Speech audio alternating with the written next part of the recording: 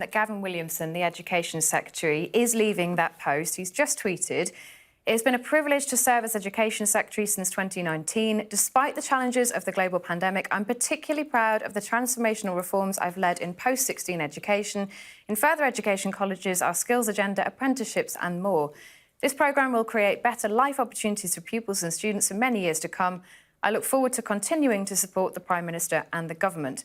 Now, that's a really interesting one, because that tweet sounds to me he's out. He's out completely. And what we were saying before, and this has come from a number of different sources, again unconfirmed, is that the Prime Minister may well be making moves here to actually just completely remove some of his most senior ministers by taking them out of the Cabinet altogether. Now, that tweet really does read like somebody who perhaps has seen the writing on the wall, maybe even made the decision themselves to leave before the Prime Minister asks them to.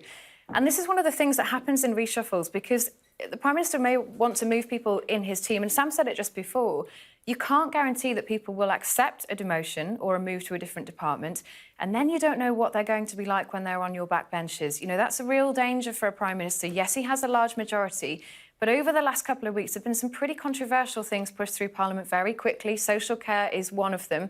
Yes, the rebellion from the Conservative backbenches was smaller and meant that the bill could still go through.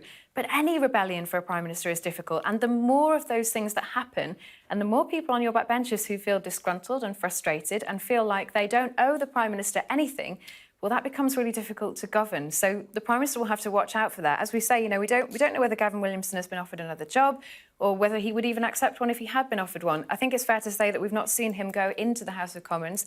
Nobody's noted his car go in, although we did hear unconfirmed reports that he'd given a leaving speech to his department pretty early on after it was announced the reshuffle was happening.